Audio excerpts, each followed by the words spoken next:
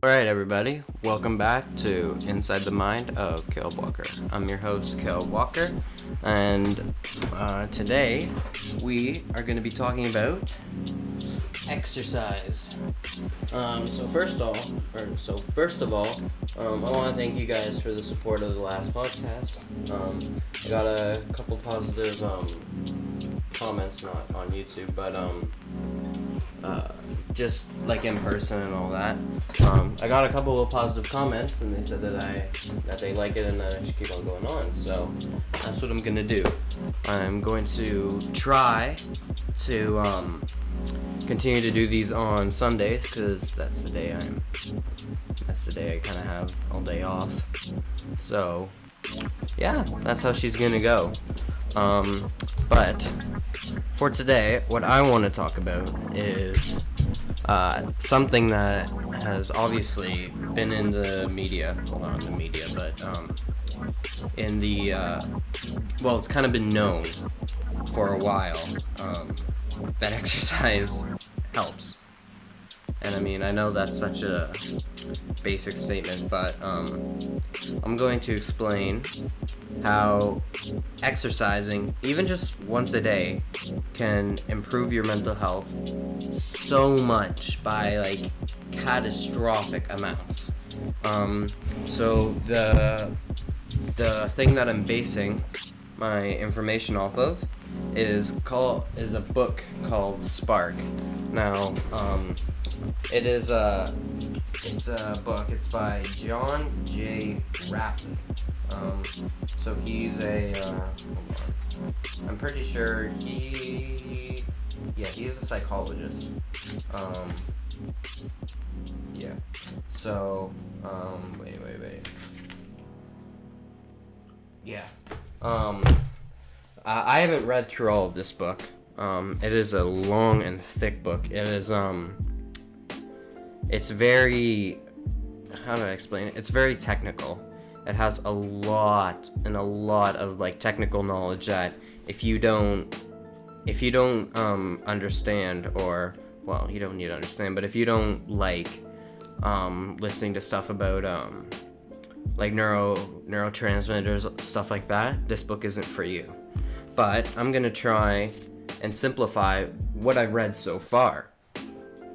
Excuse me. Because the stuff in this book actually helps. It helps me. At least it did for a while. Well, it still is now because my job is physical.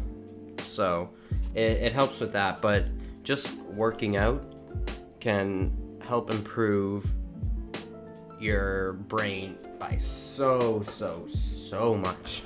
So I'm gonna get into the first little topic. So exercise actually increases the neurochemicals in your brain. Increases it. It creates more. So like exercise, if you guys don't know, when you exercise, it actually breaks down your muscle and then rebuilds your muscle a lot stronger. So that's what happens in the brain. So exercise, it can increase norepinephrine. I don't know how to say that, but I think it's norepinephrine, dopamine, and serotonin. And I think I explained in the last podcast, but dopamine is obviously the reward system. Serotonin is lack of serotonin is responsible for what's it called? Depression. Hold on, I got a serotonin. Okay. Yeah. So it's a contributor to feelings of well-being and happiness. So yeah, I was right. It's the main what's it called? It's the main factor in depression. And then norepinephrine, it's a main factor in ADHD. Norepinephrine. Norepinephrine. Yeah, so nervous system responds to short-term stress with norepinephrine or noradrenaline, which increases the heart rate and blood pressure. They also cause other actions to prepare a person for a stressful situation. So, actually, sorry, I had to quickly jog my memory on all that. But so norepinephrine, it's pretty responsible for your flight and or fight and flight reaction. Which, if you don't know, it's this it's not a theory. It's back when our ancestors, back when we weren't obviously as technically advanced, like I guess caveman days or something like that.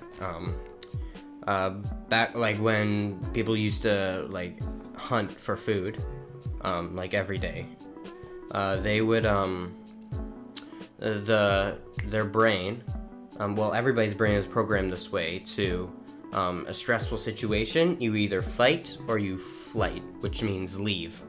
So you either fight. So say like a bear or a raccoon or something like that. Your body either fights or flights, which means you either fight the raccoon or you're gonna run away. That's just how it is with everybody. But yeah, so that's what norepinephrine is responsible for. It's a huge contributor to trying to eliminate stress, which actually that can bring me into the next point, that obviously, well, I think everybody kind of knows this, that exercise relieves stress, which, yeah, that's pretty known. But the way that it relieves stress is exercising actually puts a certain amount of stress on you. So in this book, I don't have it written in my notes, but I remember that they were saying that everything that your brain does is considered stress. So even picking up a pencil can be considered stress. It's just the level of what that stress is, because stress is just working your brain, basically. But if you work your brain too hard, then I guess it can crash, or in other words, like have a breakdown. But what exercise does, it puts stress on you so that your body is more equipped, or your brain is more equipped to deal with that stress later on in life, which is which I was actually extremely interested about that when I read that, because it made me think of a new light, that everything that you do is technically considered stress. It's just at what level it is. Like, obviously, picking up a pencil, not stressful at all. Never stressful. But say you have an exam due, or a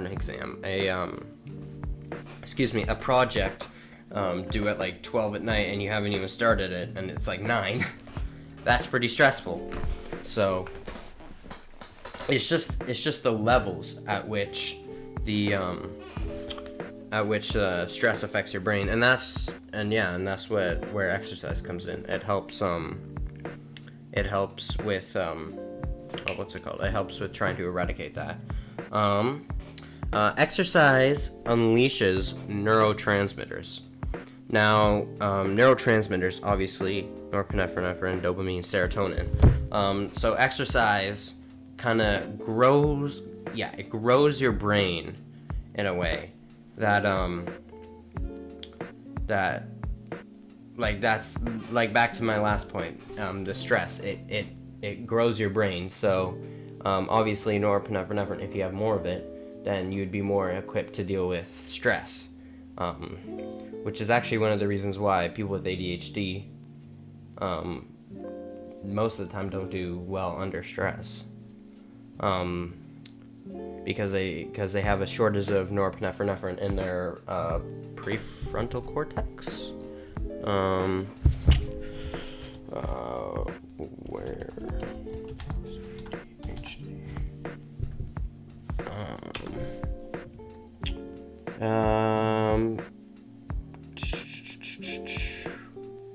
I'm pretty sure.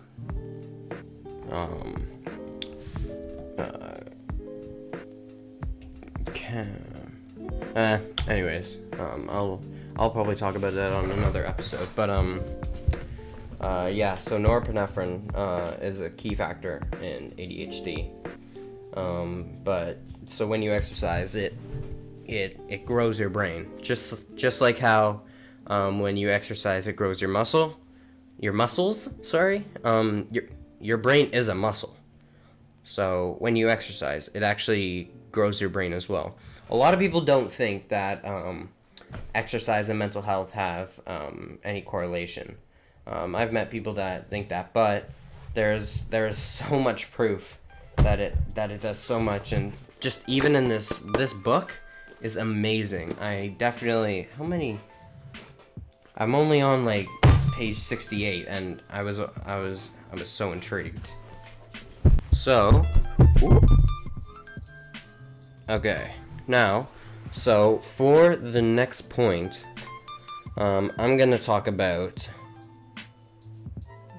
Hold on. Okay, so exercise can help cope with anxiousness. Obviously, but the way that it does that is just kind of like the stress of how it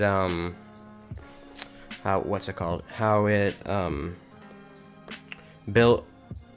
My word, I cannot think of any words. How it builds your brain how it builds your brain up to deal with those stressful situations, because anxiousness, or at least how I consider it, can be considered stress, because if you're anxious, you're stressed out about something. But I guess anxiousness can be stress on a different level, where it can affect you physically, especially like a panic attack. But yeah. What else? Yeah, so toxic stress can erode connections to nerve cells. So even though a little bit of stress can help build your brain up, toxic amounts of it can destroy your connections to nerve cells. So, or erode. Yeah. So it can destroy like the little axons in your brain. That's how neurotransmitters pass through the brain. They go over this. It's how do I explain it? I'll throw up a little picture right now, but it's the little axon terminal. So the neurotransmitters, they kind of shoot across that little like gap. That's called the presynaptic. That's called a synapsis. So like all the neurotransmitters, they shoot across that, and they what's it called? And that's how they travel through the brain. But of course, if those things are destroyed, then those neurotransmitters won't be able to pass through. So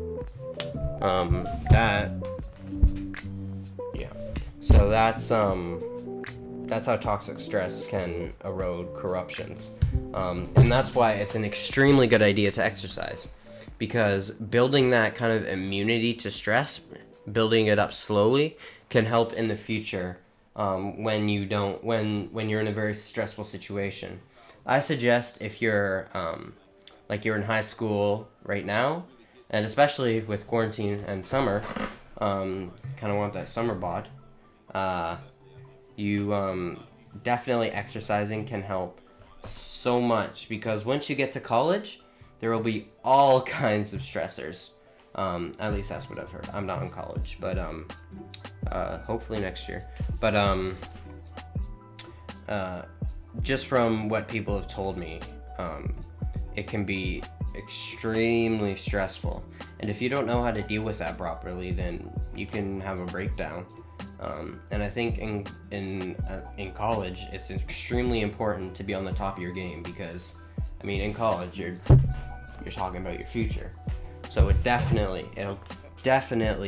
help in the future if you work out. And I mean, there's a positive getting muscle, losing fat, all that helps too. So let's see, what was my next point? It actually provides protein for our brain. Exercising does, which obviously the brain needs protein, which exercising can help, or exercising provides, which is, there's so many things that it can do.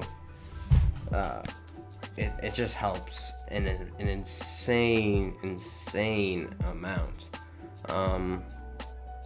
Now actually, here's something a little interesting. So it's about depression. Actually, I think my next episode I'm gonna kind of do a review. I'm not gonna do a review, but I'm gonna be talking about depression and how it affects you, how the causes, all that. Say a review. It's not like a movie review. I'm not just gonna review mental illnesses. But for this point, depression can shrink your brain, it can shrink parts of your brain, which, with all the things that I've said before, it does make sense. I mean, if exercising helps grow your brain like a muscle, then experiencing depression can shrink it, because depression or sadness, it is considered a kind of stress, because your brain is thinking of all these extremely negative thoughts. It's putting stress on your brain, and not in a positive way. So of course it can destroy those it can destroy those connections between neurons. But yeah, I mean, exercising, it is extremely helpful. Now I know a lot of people have problems with even trying to exercise. That can be a huge problem. Just trying to find motivation to even get started. I mean, I know I've had this problem so many times, because everybody wants to work out, but nobody ever wants to put the actual work into it. But to that I say, what I did, at least for a little while, I would try and give myself rewards after I would work out. So one thing that I would do is I would, if I set myself a goal of what I wanted to do for my workout. So say, I'll give you an example. Like one day I'd say, okay, I'm gonna do 50 sit-ups, 20 chin-ups, all this stuff, and then after I would let myself have like a pop or something like that. Excuse me. And that could really help with your oh my word, why am I not able to speak today? That can really help with trying to motivate yourself. Because of course it's always hard to motivate yourself. I mean, there's always a thought in the back of your head, oh, I wanna work out, I wanna try and better myself. But then you can get caught up in Netflix, all that, especially in quarantine, because a lot of people had memberships, and that was the only thing, like memberships to gyms, and that was the only thing that was kind of holding them to that, because it's a lot easier for people who have a schedule. Yeah. So for people who have a schedule, they can easily do it, because it's integrated into your brain.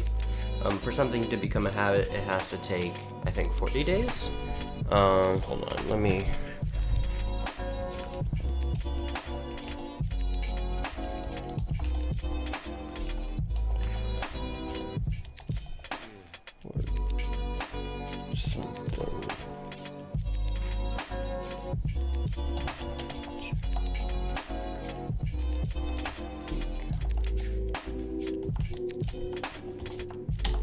Okay.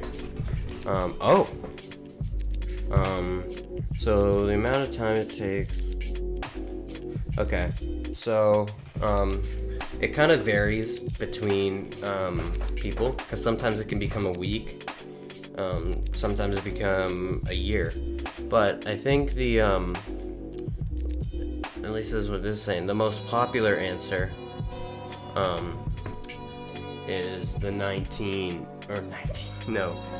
21 days, which once you think about it, that's less than a month.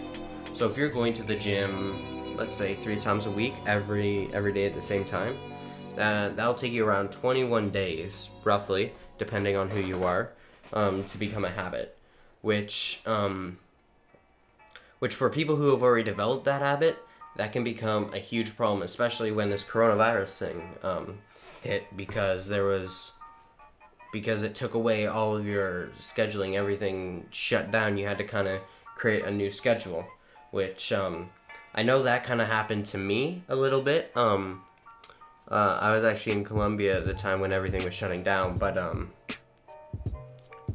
when excuse me, when everything was shutting down, or when everything was still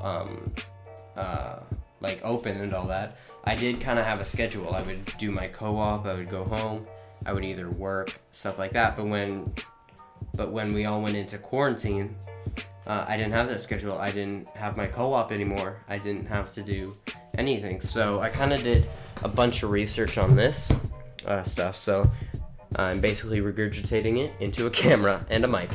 But I do enjoy this. So I think I have talked about everything I need to talk about.